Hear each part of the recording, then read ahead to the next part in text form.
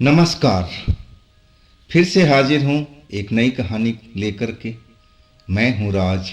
आप देख रहे हैं हाईवे 33। आज की जो कहानी मैं आपको सुनाने जा रहा हूँ एक ट्रक ड्राइवर की है जिनका नाम नरेंद्र है। नरेंद्र का उम्र अभी नया था, लगभग 25 साल की उम्र थी। और उनका कहना है कि वो मन्नत से मांगे हुए बच्चा है।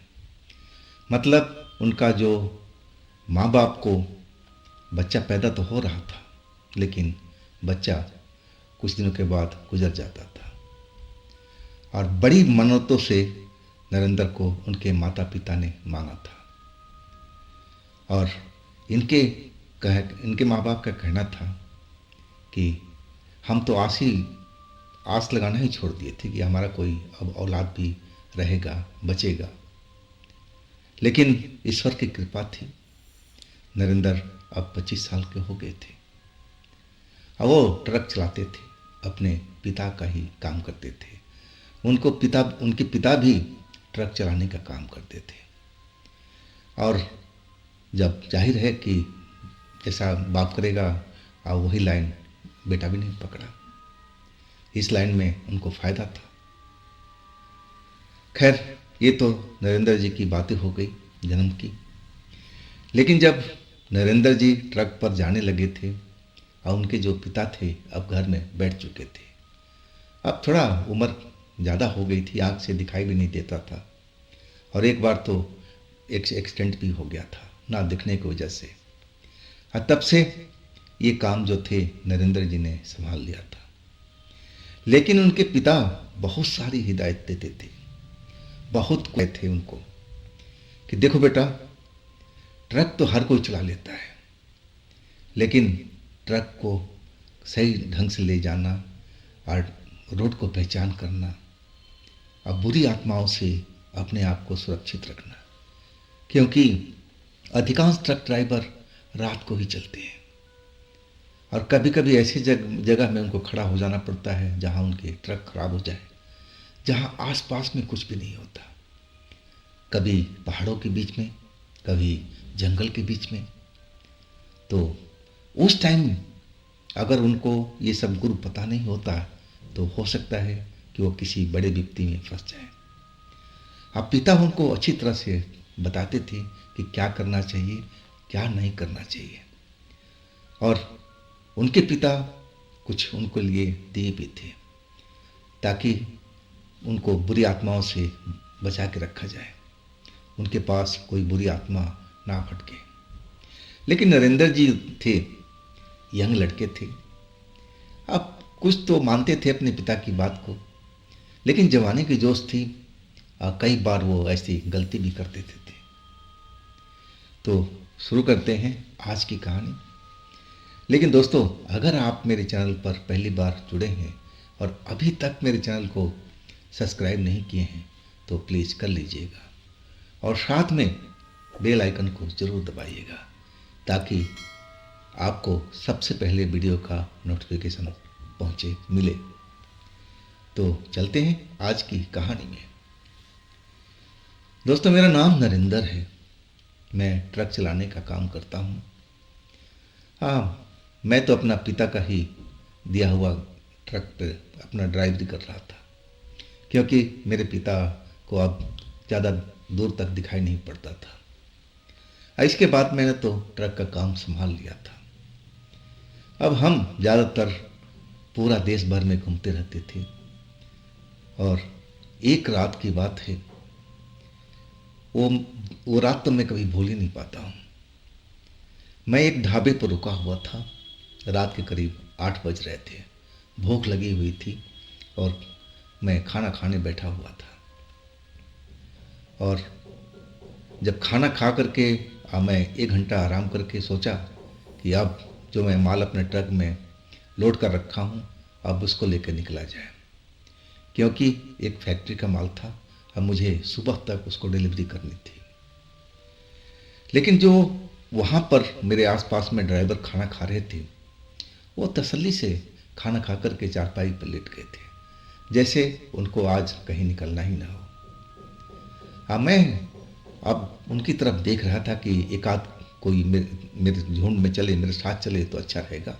अब आगे का जो इलाका था जंगल वाला था, पहाड़ी वाला था। ऐसे रास्ते में मेरे पिता ने कहा कि बेटा कभी भी अकेले जाने का साहस मत करना। जब तक तुम्हारे साथ में कोई ट्रक ना चले तुम इंतज़ार करना। और यही बात को मैं पकड़ करके बैठा हुआ था। अब मैं देख रहा था कि कोई ड्राइवर उठे, अपना ट्रक स्टार्ट करे और उधर निकले तो मैं भी उनके पीछे अपना ट्रक लगा दूँ। लेकिन ऐसा कोई भी नहीं कर रहा था। अब मैं तो एकदम तैयार बैठा हुआ था, खाना खाए काफ़ी देर हो चुका, आराम भी कर लिया था, लेकिन कोई आगे चले तब ना। अब धीरे धीरे जो रोड पर एक आध जो ट्रैफिक आती थी उल्टी साइड से, वो भी अब आनी बंद हो गई थी। अब अंधेरा भी काफ़ी हो गया था। अब मैं अपने बगल के चारपाई पर एक लेटा हुआ ड्राइवर था ट्रक का। मैं उनको बोला, भैया क्या आप लोग अब जाएंगे नहीं क्या आज रात को आगे की ओर? उसने मेरी तरफ देखा, बोला हाँ जाएंगे ना, लेकिन अभी नहीं, हम 2 बजे के बाद में निकलेंगे। 4 ट्रक है, हम 2 बजे रात के बाद ही, 2 बजे या 3 बजे 4 बजे। उनका कोई जो बोलने का अंदाज था जिसे लग रहा था कि कोई टाइम फिक्स नहीं है। और मैं तो सुबह तक अपनी माल को डिलीवरी करना था। अब मैं कहने लगा, भाई मैं तो आपके आस में बैठा था कि आप लोग चलोगे तो मैं भी अपना ट्रक आपके पीछे लगा दूंगा। अब मेरा तो माल अर्जेंट है भाई। अब वो जो ड्राइवर था सोते हुए जो मुझसे बात कर रहा था, वो कहने लगा, भाई अब देखो कहा जाता है कि इस आगे जो जंगल वाला रास्ता है ना, रात के टाइम में गुजरना नहीं चाहिए, और वो भी पूर्णमासी अमावस की रात को, क्योंकि काफ़ी ड्राइवरों ने वहाँ पर कुछ विचित्र चीज़ें देखी हैं, आत्माएं देखी हैं, भूत प्रेत देखी हैं, और कई बार उनकी जान जाते जाते ही बची है। मैं तो भाई ऐसा नहीं कहूँगा कि आप निकलो, आप भी आराम करो और सुबह में निकलेंगे हम लोग 2 बजे के बाद में 3 बजे।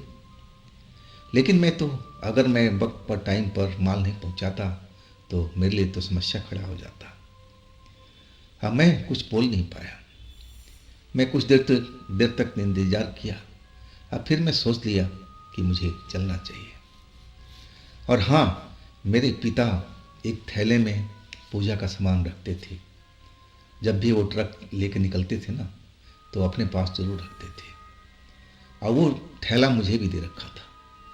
और कहते थे कि बेटा इसको अपने साथ हमेशा रखना, अपने ट्रक में रखना, इससे तुम्हारी पास में कोई भूत प्रेत बिल्कुल फटकेगा नहीं।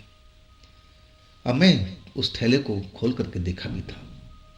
उस थैले में कुछ माला थी, और एक लाल कपड़े में एक पुड़िया सा बंधा हुआ था। और जब मैं उस पुड़िया को खोलना चाहा तो उसमें देखा कि भभूत जैसा था, कुछ राख पाउडर जैसा। अब फिर मैं बांध कर उसी में रख दिया था।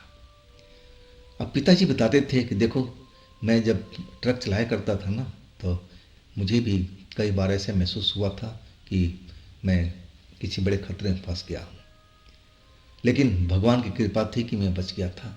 इसके बाद मैं ये सब चीज़ों का जुगाड़ किया, और तब से मेरा कहीं भी रात को आना जाना बेहद आसान हो गया था, सुरक्षित हो गया था। लेकिन मैं इस थैले को, अपने पुड़िया को, ये सब चीज़ें ना अपने पास में रखता हूँ, और वही थैला मेरे पास में भी था, ट्रक में था। अब मैं सोचा कि मेरे पास में तो पिताजी का दिया हुआ वो थैला है ही है, तो मुझे भूत प्रेत से क्या डर लगना है। भूत प्रेत हमारी गाड़ी के पास में नहीं आएंगे, यही होगा ना। अब मैं सुरक्षित रहूँगा। अब मैं अपना ट्रक लेकर के निकल पड़ा। मैं उस ड्राइवर की बात को नहीं माना। अब जंगल के बीचों बीच पहुंच चुका था।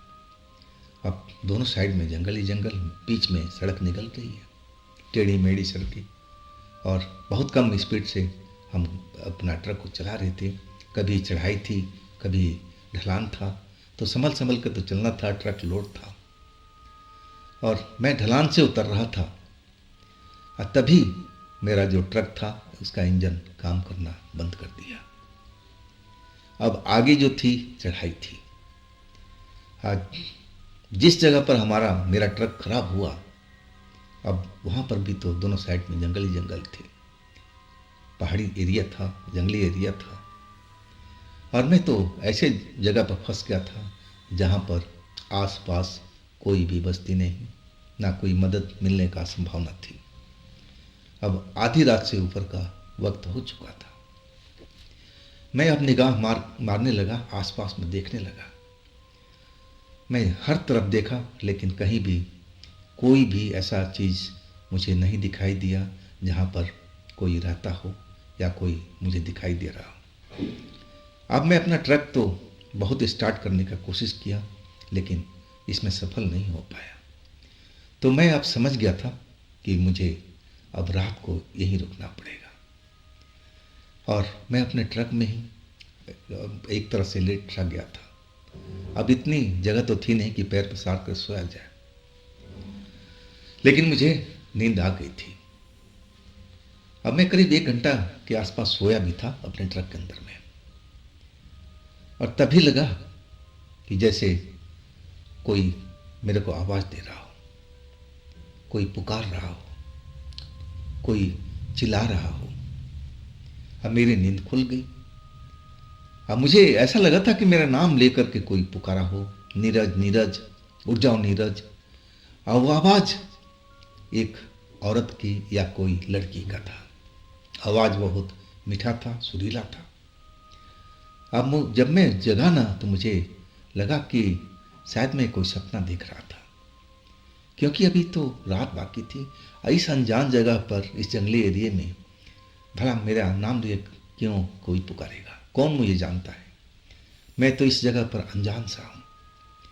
लेकिन जब मैं अपना ट्रक के शीशा के आगे देखना शुरू किया तो मुझे एक लड़की दिखाई दी सफ़ेद कपड़ों में, और जैसे कोई पानी का मटका जैसा अपने हाथों में ले रखा था। जैसे लग रहा था कि कहीं से पानी लेकर के और वो कहीं जा रही हो। लेकिन इस जंगल के बीचों बीच में मैं था, और यहाँ पर मुझे तो कोई घर दिखाई नहीं दिया। तो ये जवान लड़की ये पानी का मटका लेकर के कहाँ से कहाँ जा रही है? हमें अब देखने लगा था, और मुझे कुछ समझ में नहीं आ रहा था कि इतनी रात को ये लड़की यहाँ कैसे आ गई। मैं भली भांति देखा था, लेकिन मुझे तो ऐसी कोई चीज़ वहाँ पर दिखाई नहीं दिया था जहाँ पर कोई मनुष्य, कोई व्यक्ति रहता हो। लेकिन अब तो मेरी आंखों के सामने वो लड़की थी, और वो बीच सड़क पार करके अब साइड में, मेरे ट्रक के साइड में पहुँच गई थी। आज जब मेरे ट्रक के नज़दीक पहुँची ना, तो मैं देख करके देखता ही रह गया था। इतनी सुंदर लड़की थी वो। अब पानी से भरा हुआ उसके हाथ में वो मटका जैसे टिकाया हुआ था, लेकर के चल रही थी। और मुझे प्यास भी लग रही थी। और संजोग से मेरा जो पानी था बोतल वाला, वो तो मैं पहले ही ख़त्म कर दिया था। अब मैं सोचा कि शायद आसपास में ज़रूर पानी होगा।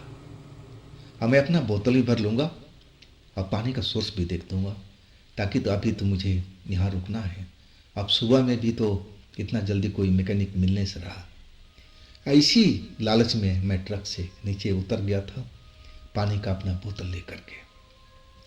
अब वो लड़की मेरे ट्रक के बगल से गुजर रही थी। मैं उसको टोक दिया, नहीं मैडम, पानी कहाँ से आप ला रही हैं? आसपास में कहीं पानी है क्या? अब वो लड़की मुस्कुराते हुए एक तरफ इशारा कर दिया उंगली से। मैं देखा अपनी उल्टी साइड में, जिधर से आ रही थी ना, उधर इशारा किया था। अब मैं वहाँ तो ऐसे कुछ जंगल के अलावा मुझे कुछ दिख नहीं रहा था। तो मैं पूछ ही बैठा कि मैडम, आप मुझे एक बोतल पानी दे सकती हैं क्या? क्योंकि मुझे तो वो जगह दिखाई नहीं पड़ रही थी। या फिर मुझे वो जगह बता सकती हैं? वो जवान लड़की थी, एकदम खूबसूरत भी थी। अब वो आप मीठी आवाज़ में बोली, अरे बस पास में है, थोड़ी दूर पर। आपको रोड पार करेंगे ना, जंगल साइड में उतरेंगे ढलान पर, तो आपको वो पानी का सोर्स दिखाई दे देगा। आप वहाँ से जाकर के भर लाइए बड़ी मीठी आवाज़ थी। लेकिन मैं उस तरफ देखने लगा, मुझे कुछ आइडिया नहीं लग पा रहा था। अब मैं सोचा कि इन्हीं से रिक्वेस्ट किया जाए। तो कहने लगी कि आप ऐसा करो, आप अपना बोतल में पानी भर लो। अब मैं कहने लगे, मैडम आप एक चीज़ बताओ, मुझे तो आसपास में कोई घर दिखाई नहीं दिया, ना कोई ऐसा लगा कि कहीं पर कोई रहता हो। तो आप कौन हैं? इस रात में, आधी रात के वक्त आप कहाँ जा रही हैं, कहाँ से पानी ला रही हैं? अपने बारे में कुछ बताइए मुझे। मेरे को बहुत जिज्ञासा हो रही थी उसके बारे में जानने के लिए। आप वो कहने लगी कि मेरा घर बगल में है। वो रहा, उंगली का इशारा उसने किया। मैं देखा तो वास्तव में मुझे एक घर दिखाई दे रहा था, जबकि इससे पहले मैं कई बार देख चुका था। मुझे वहां तो कोई घर दिखाई नहीं दिया। अब बिल्कुल समीप था। आज वो अब इठला करके चल दी थी पानी का मटका लेकर के। अब कुछ दूर जाने के बाद वो रुकी और कहने लगी, अगर पानी चाहिए तो मेरे पीछे पीछे आ जाओ, मैं अपने घर से तुम्हें पानी भर कर दे दूंगी। और वो मुस्कुरा करके आगे की तरफ चल पड़ी। अब तो जैसे मैं सत्ते में आ गया था। वो तो साफ साफ मुझे इनवाइट कर रही थी कि आओ मेरे घर पर आओ। जवान अकेली लड़की, इतनी सुंदर कि मैं तो मोहित सा हो गया था। अब मैं खुश था मन ही मन में। 25 साल का नौजवान था, मेरे दिल भी धड़कता था। अब मैं सोचने लगा कि मैं क्या करूं, क्या इसके पीछे जाऊं या नहीं जाऊं। ट्रक में माल लोड था, लेकिन ऐसी जगह नहीं थी जहां पर लूटपाट हो जाए। अब जंगल के बीच में कौन भला चोर आता है, और ऐसा मेरे ट्रक में माल भी नहीं था कि आसानी से निकल जाए। मशीनरी चीज़ थी और वो तो क्रेन से उतरने वाली थी, तो उसको तो चोरी होने से कोई मतलब ही नहीं था। अब मैं सोचा कि चला ही जाए। हाथ में पानी का बोतल था। अब मैं उस लड़की के पीछे पीछे चल पड़ा, उसके प्यार के चक्कर में, ताकि उससे मैं 2-4 बातें कर सकूं। अब रात तो मुझे काटनी थी, तो क्यों ना उसी से बात करते हुए सारी रात काट लें। क्या पता उसके घर में कौन कौन हो, उनसे भी मुलाकात भी हो जाएगी। अब मैं यही सोच विचार करके मैं उस लड़की के पीछे पीछे चल पड़ा था। लड़की अब मेरे से काफ़ी दूर पर थी। अब मैं अपने तेज कदमों से अब उसके पीछे पीछे चलने का कोशिश कर रहा था। अब घर तो मुझे दिखाई दे रहा था। अब कुछ ही देर के बाद वो लड़की अपने घर के दरवाजे पर पहुंच गई थी। अब मैं भी थोड़ी देर में वहां पर पहुंच गया। वो मटका अपने घर के अंदर में रख करके अब बाहर में खड़ी हो गई थी। अब वो मेरी तरफ देख रही थी, जैसे वो मेरा इंतजार कर रही हो। अब मैं जैसे ही पहुंचा, वो बोली कि लाइए पानी का बोतल, मैं आपको पानी भर दूँ। मैंने अपना बोतल दे दिया उसको। वो घर के अंदर में गई और थोड़ी देर में निकली। अब पानी वाला बोतल मुझे पकड़ा दिया। अब मुझे प्यास तो लगी हुई थी। मैंने सोचा कि पहले अपना प्यास बुझा दो, इसके बाद थोड़ा और पानी मांग लूँगा और 2-4 बात पूछूंगा इनसे और बात भी करूँगा अगर इसने चाहा तो। कोई ज़बरदस्ती तो थी नहीं। और वही पानी मैं घूंट भरने लगा। पानी में बहुत स्वाद था, जैसे लग रहा था कि उसमें रूह अफ़ज़ा मिलाई गई हो। ऐसा स्वादिष्ट पानी था। अब मैं पानी कुछ ज़्यादा ही पी गया था।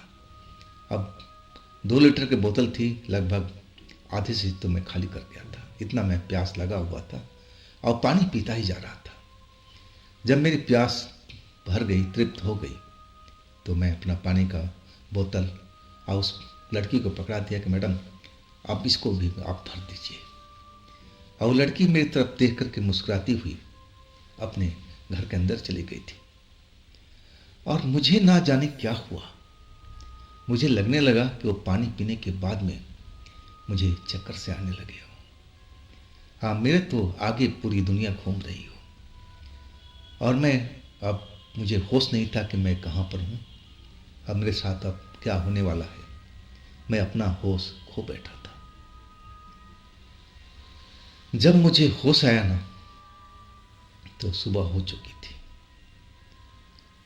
मैं जंगल के बीच में पड़ा हुआ था। मेरे पानी का बोतल वही पड़ा हुआ था, अब बिल्कुल खाली। वो जो घर था वो तो था ही नहीं वहां पर, ना वो लड़की मुझे दिखाई दी। अब तो मैं डर चुका था कि मैं तो एक घर के अंदर में आया था, मुझे सब एक एक घटना मुझे याद हो गई। अब मैं देखने लगा कि कहीं वो घर आसपास में ही है क्या, कहीं मैं और तो नहीं। लेकिन मैं उसी जगह पर खड़ा था जहाँ पर रात को मैं घर देखा था। वो वहाँ पर पेड़ को मैं पहचान रहा था, बड़ा सा पेड़ था और उसी के नीचे वो घर बना हुआ मुझे दिखाई दे रहा था। लेकिन अब तो वो घर मेरे नज़रों से गायब हो चुका था और वो लड़की भी गायब हो गई थी। मैं एकदम परेशान हो गया था। मैं समझ नहीं पा रहा था कि ये सब मेरे साथ में क्या हुआ। अब कई पल तक मुझे लगा कि मैंने कोई भयानक सपना देखा है या ऐसी कोई सपना देखा और सपने में चल करके मैं इस जगह पर पहुंच गया। मैं अपनी बात पर विश्वास करने की कोशिश कर रहा था, लेकिन सब कुछ गड़बड़ हो रहा था। कुछ भी समझ में नहीं आ रहा था कि जो मैंने रात में सब देखा वो सब सही था या मेरे मन का भ्रम था या कोई सपना था। अब मैं सुबह तो हो गया था और सुबह इसके बाद मैं अपने जो पास में मेरा ट्रक खड़ा था रोड पर, अब वहाँ मैं पहुँच गया था। अब तो ट्रैफिक उस रोड पर चलने भी लगी थी। अब मैं अपना ट्रक में पहुँच गया था। अब सोचा कि चलो अब सुबह हो गई है, ट्रक को एक बार अच्छी तरह से चेक करते हैं और जो भी कमी हो मैं पहले ढूंढने की कोशिश करता हूँ। अगर मेरे से सही हो गया ठीक है, नहीं तो मैं कोई हेल्प लूँगा, किसी ट्रक वाले का हेल्प लूँगा। और मैं थोड़ा बहुत अपने इंजन को देखा, लेकिन सब कुछ जैसे सही था, हर एक चीज़ उसमें सही बता रहा था। अब मैं सोचा कि चलो एक बार और स्टार्ट करके देख लेते हैं। और ट्रक स्टार्ट कर दिया और ट्रक मेरा स्टार्ट भी हो गया था। और इस घटना को तो मैं जैसे अपने दिमाग से निकालने की कोशिश कर रहा था, लेकिन ये बार बार मेरा घटना विचारों में आ रहा था, दिमाग में चल रहा था कि आखिर ये सब क्या था जो मेरे साथ में रात में हुआ था। बात यहीं ख़त्म हो जाती ना तो कोई विशेष बात नहीं होती, मैं इस घटना को भूल भी जाता। अब मैं अपना जो जहाँ पर माल पहुँचाना था और वहाँ पहुँच करके अब मैं अपने घर के लिए वापसी भी हो गया था। तब तक सब कुछ कुशल मंगल था। अब मैं अपने घर पर आकर के अब मैं एक दिन 2 दिन आराम करना चाहता था। ऐसे ही होता था, इसके बाद ट्रांसपोर्ट वाले मुझे माल दिया करते थे। अब 2 दिन का टाइम तो था मेरे पास में। अब मैं अपने घर में था, सुरक्षित जगह था। और उस घटना को तो मैं अपने परिवार में जिक्र भी नहीं किया कि मेरे साथ में मेरे क्या क्या हुआ उस पहाड़ी रास्ते पर। अगर मैं अपने पिता को बताता तो शायद उस वक्त मेरी कुछ मदद भी कर सकते थे, लेकिन मैं तो इस घटना को भूल ही जाना बेहतर समझा था। मैं समझा था कि सब दिमाग का भ्रम है और कुछ नहीं है। और रात भी हुई, खाना वाना खा करके अब मैं अपने कमरे में था। अभी मेरी शादी नहीं हुई थी। अब आधी रात तो निकल चुकी थी, मैं नींद में सो गया था और बाथरूम लगा। बाथरूम जब लगा ना तो मैं अपने बिस्तर से उठ करके बैठा, कमरे की लाइट जलाई और जैसे ही लाइट जलाई ना तो मैं तो देख करके हैरान रह गया। मेरे बिस्तर पर वही लड़की, जंगल वाली लड़की, वो मेरे बिस्तर पर लेटी हुई थी, वैसे ही कपड़े में, वैसे परिधान में। अब तो मैं जैसे एकदम डर के मारे कांप गया था। मेरे घर का दरवाज़ा बंद और ये लड़की मेरे बिस्तर पर कैसे आ गई, कौन है ये? मेरे मुंह से तो डर के मारे आवाज़ भी नहीं निकले। और तब तक उस लड़की ने अपनी आंखें खोल दिया और वो मुस्कुराती हुई कहने लगी, आ जाओ आ जाओ, अभी आ जाओ, सोते हैं अभी, अभी तो रात बहुत बाकी है। और जैसे मैं उसका आदेश का पालन करने लगा था, ना जाने उसने मेरे ऊपर में क्या जादू किया था। मैं सब कुछ भूल चुका था। मेरे मन का जो डर था एक झटके में निकल गया था। मैं अब उसके साथ अपने बिस्तर पर था। अब फिर मुझे होश नहीं था कि मैं कहाँ पर हूँ। जब मुझे होश आया ना तो सुबह हो चुकी थी। आज जब जैसे ही मेरी नींद खुली तो वो लड़की थी नहीं। मैं आश्चर्य में था। मुझे भी ये लगने लगा एक पल के लिए कि जो कुछ मैंने देखा है ना, वही घटना का ये सपना है। शायद ये भी एक सपना ही था और कुछ नहीं है। अगर वो लड़की होती तो यही होती ना, और उस लड़की का कोई निशान भी हमारे पास यहाँ पर नहीं था। तो ये सब मेरे साथ में क्या चल रहा था? अब ये बात भी मैं काफ़ी देर तक सोचता रहा कि ये बात अपने परिवार वालों को बताऊं कि ना बताऊं। अब फिर मैं ना ही बताने का फैसला किया। मैं अपने परिवार वालों को किसी उसमें डालना नहीं चाहता था, सोच में नहीं डालना चाहता था अपने परिवार वालों को। और मैं भूल गया था इस बात को। दोपहर तक मुझे ये बात को याद भी नहीं रहा। फिर वही शाम का खाना पीना, अब फिर रात हुई, अब फिर वही सीन वैसे ही क्रिएट हुआ मेरे साथ में। रात में वही लड़की मेरे बिस्तर पर दिखाई दी और फिर मैं उसकी बातों में बहक गया था। मुझे कुछ भी याद नहीं उसके बाद में। और जब सुबह हुई तो मेरे बिस्तर पर थी नहीं। अब 2 दिन जब हो गया ना, तब मुझे लगने लगा कि मेरे साथ में कोई खेल चल रहा है और ये खेल ठीक नहीं है। अब मैं अपने पापा से खुला हुआ था, माँ से तो थोड़ा शर्म बहुत जो जरूर था, और पापा से मैं हर एक बात को अपना बताया करता था। और यही बात अपने पापा से बताया। जब मेरे पापा ने सारी बात सुनी ना, तो बेहद गंभीर थे। उनकी आंखों में डर दिखाई दे रहा था, चिंता में डूबे हुए थे। और वो कहने लगे कि तूने ये बात किसी से बताया तो नहीं? मैंने बोला नहीं पापा, मैं आपसे बता रहा हूँ, माँ से भी नहीं बताया हूँ। वो कहने लगे कि बस अब किसी से बताने की ज़रूरत नहीं है, बाकी चीज़ें मैं खुद देख लूँगा। अब तुम शांत रहो, आप किसी से बोलने की ज़रूरत नहीं है। मैं पूछ बैठा कि पापा ये सब क्या है? तब वो बताना शुरू किए कि देखो बेटा, तुम मन्नत से मांगे हुए मेरी औलाद हो। मेरे तो कई बच्चा हुए लेकिन वो जिंदा नहीं रहे। शायद किसी ने मेरे ऊपर में कुछ किया धराया हो। बच्चे पैदा जरूर होते थे लेकिन वो कुछ ही दिन में गुजर जाते थे। अब 5वीं संतान तुम थे। 4 तो निकल चुके थे इस दुनिया से, अब 5वीं तुम थे। लेकिन तुम्हारे लिए मैंने ना जाने कहाँ कहाँ मन्नत मांगी, दुआ मांगी, हर मंदिर में गया, माथा रगड़ा कि आपकी बार जो औलाद हो वो कम से कम जिंदा बचे। और साधुओं ने कहा था कि देखो, तुम्हारी औलाद तो होगी लेकिन इस पर ग्रह भी भारी होगा। अब पापा बताने लगे कि मैं पूछा कि क्या ग्रह भारी होगा, तो पापा कहने लगे कि देखो, साधुओं ने जो बताया था ना कि इस लड़के के ऊपर में आत्माएं दिखाई देगी, नजर आएगी और इसको अपने साथ ले जाने की कोशिश करेगी। इसका बचाव अब तुम्हें करना है। इसीलिए सारा कुछ वो जंतर मंतर बना के दिए थे जो मैं थैले में लेकर रखता था। इसीलिए मैं डरा रहता था। लेकिन जब 25 साल का तुम हो गए ना, तो डर अब निकल चुका था कि चलो अब ग्रह खत्म हो गया होगा। लेकिन वो थैला अगर तुम्हारे पास में होता उस वक़्त में, तो वो लड़की तुम्हारे पास बिल्कुल नहीं आती।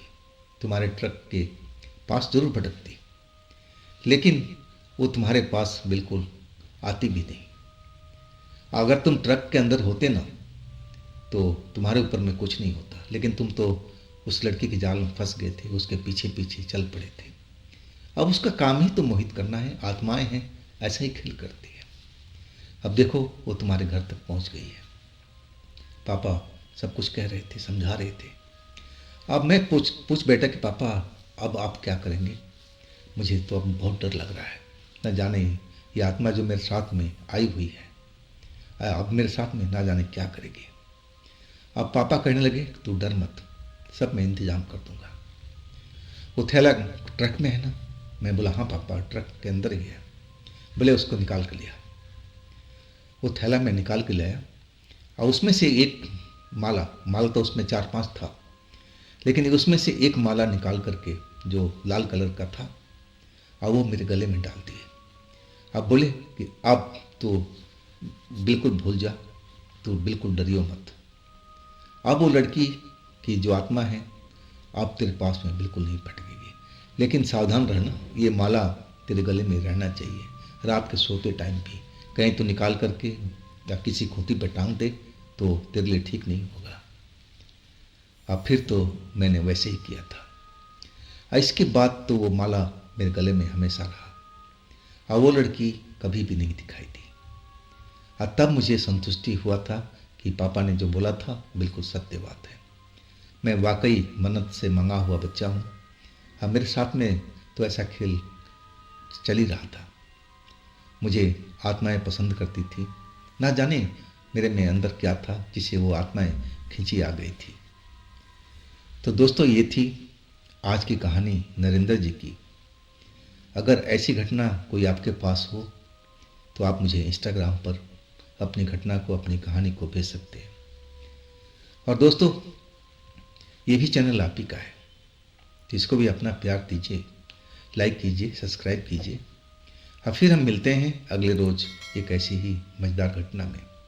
आप लोग अपना ख्याल रखिएगा। नमस्कार।